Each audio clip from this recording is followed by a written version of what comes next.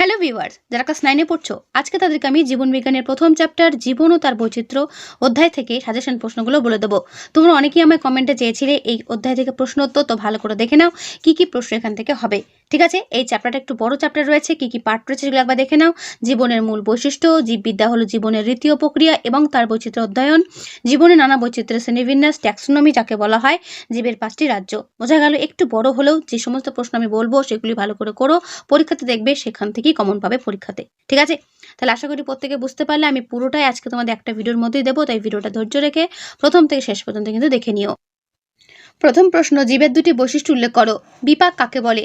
উপচিতি ও অপচিতি বিপাক কাকে বলে? আমি উত্তরগুলো পড়বো না, জাস্ট প্রশ্নগুলো বলবো, উত্তর এখানে দেওয়া রইল, দেখে নিও। এর পরের প্রশ্ন, চলন ও গমন কাকে বলে? প্রোটোপ্লাজমকে জীবনের ভৌত ভিত্তি বলা হয় কেন? কোয়াসারভেট, মাইক্রোস্ফিয়ার ও প্রোটিনেডের একটি করে গুরুত্ব লেখো। জীব ও জড়ের পার্থক্য লেখো। হট ডাইলিউট স্যুপ কথাটির প্রবক্তাকে? একটি অপচিতি বিপাকের উদাহরণ দাও। কোয়াসারভেট মডেল কে নাম দেন? করবে। যে কটা প্রশ্ন এখানে হাইলাইট করা দেখতে পাচ্ছ, ভালো করে করবে। ঠিক আছে, জীবের দেহ গঠনকারী সংগঠনের নাম কি? জীবনের ভিত্তি হলো প্রোটিন ও নিউক্লিক অ্যাসিড। প্রথম কোষীয় জীব হলো কোয়াসারভেট। আদি কোষের অপর নাম কি? করবে। সরল জীব থেকে জটিল জীবের উৎপত্তিকে জৈব বিবর্তন বলা হয়। ভেরি ভেরি ইম্পর্টেন্ট প্রশ্ন। মহাকাশ গবেষণায় ক্লোরেল্লা নামক শৈবাল ব্যবহার করা হয় কেন? করবে। কৃষির অগ্রগতিতে আধুনিক জীববিদ্যার প্রয়োগ উল্লেখ করো। করবে। দেখে নাও ভালো করে।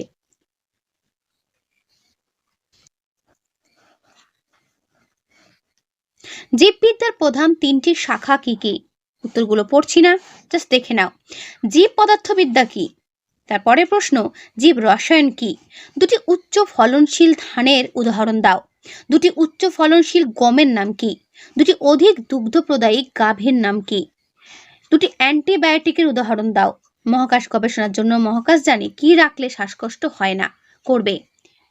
তারপরে প্রশ্ন, হিমাটোলজি কাকে বলে? সেরিকালচারে কি বিষয়ে আলোচনা করা হয়? প্রত্যেকটা প্রশ্নের উত্তর তোমাদের সামনে আমি তুলে ধরছি, তাই ভালো করে দেখে নেবে।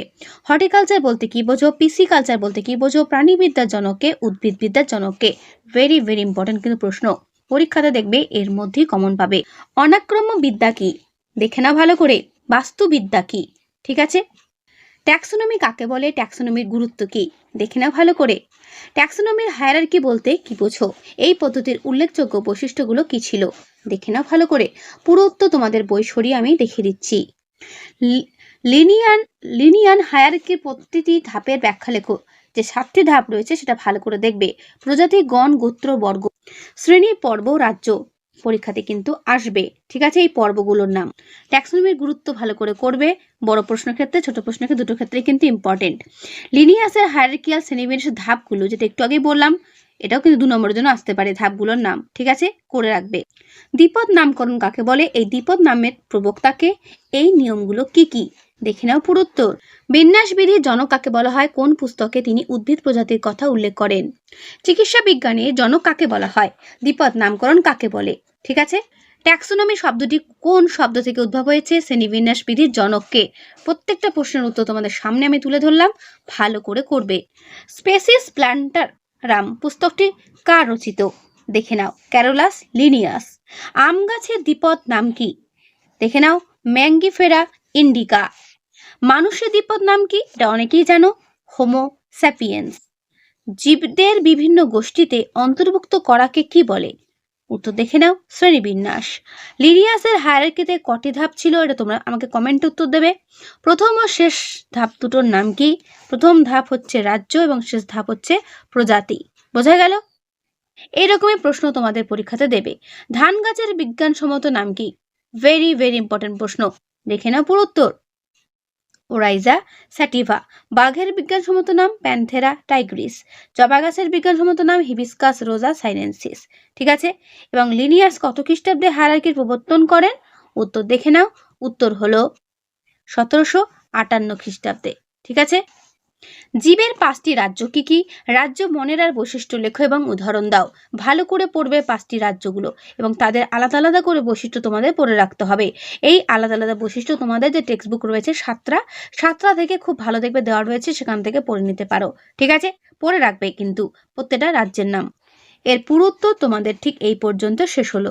করডাটা পর্বের উল্লেখযোগ্য বৈশিষ্ট্য উদাহরণ।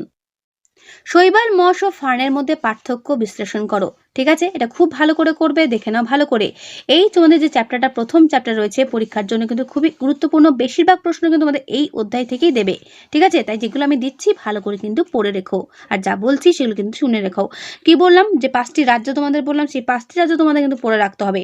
বড় প্রশ্ন থেকে যে কোনটা দেবে তার কিন্তু বলা যায় না, 5টি রাজ্যই তোমাদের আমি পড়তে বললাম। ঠিক আছে, একবীজপত্রী দ্বিবীজপত্রী উদ্ভিদের পার্থক্য ভেরি ভেরি ইম্পর্টেন্ট, দেখে নাও ভালো করে।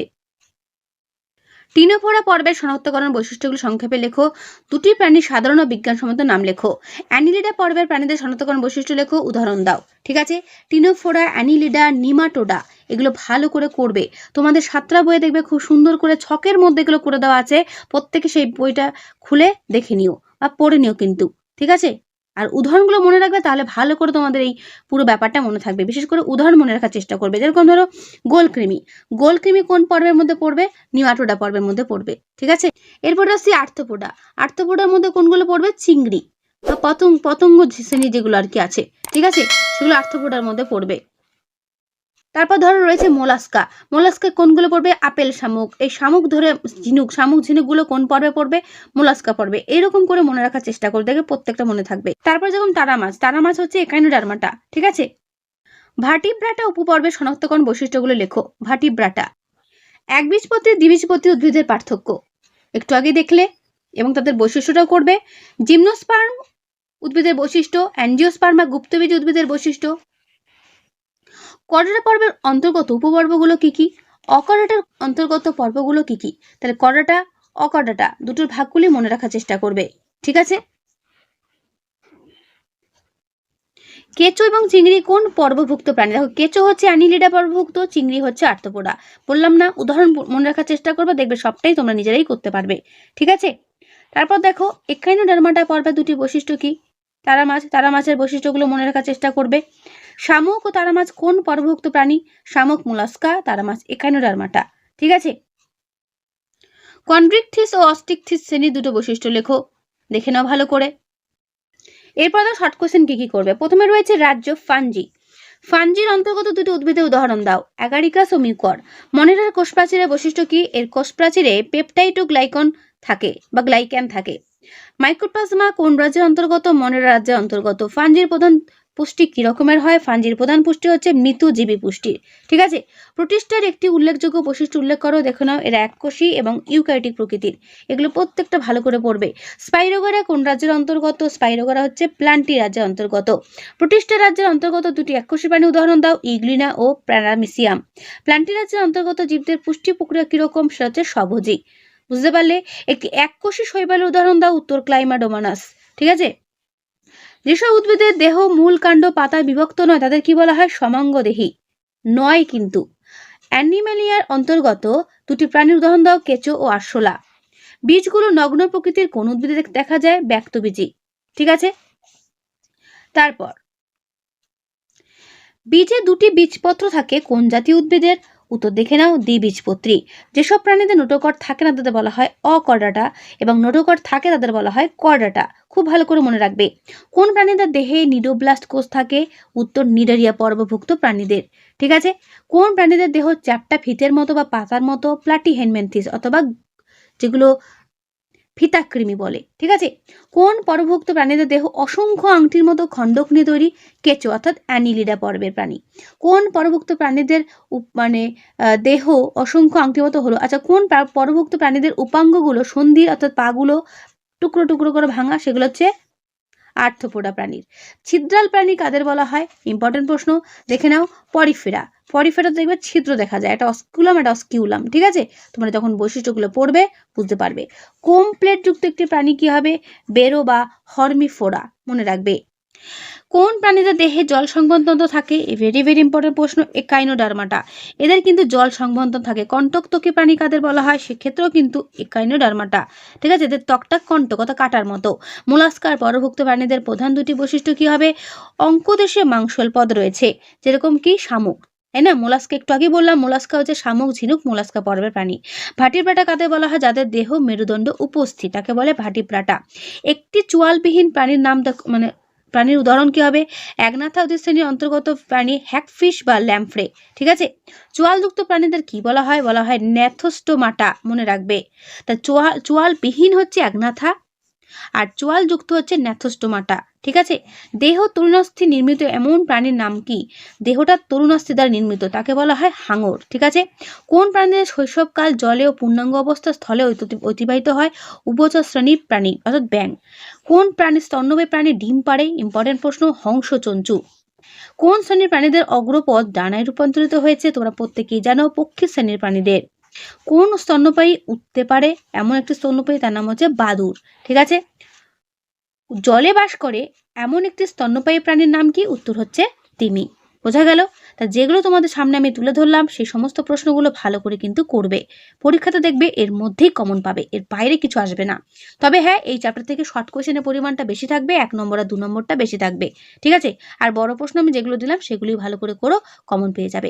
জীবন বিজ্ঞান যে খুব একটা কঠিন তা কিন্তু নয়, সব থেকে বেশি নাম্বার তোমরা দেখে নিও এই জীবন বিজ্ঞানই পাবে, ঠিক আছে। তো চলো, আজকের এই ভিডিওটা কেমন লাগলো অবশ্যই কমেন্টে জানিও। প্রশ্নগুলো যদি ভালো লেগে থাকে অবশ্যই লাইক করো, বন্ধুদের কাছে শেয়ার করে দিও, যত পারো বন্ধুদের কাছে শেয়ার করে দিও কিন্তু। তাহলে আজকে এখানেই দেখা হবে নেক্সট ভিডিওতে। ভালো থেকো সবাই।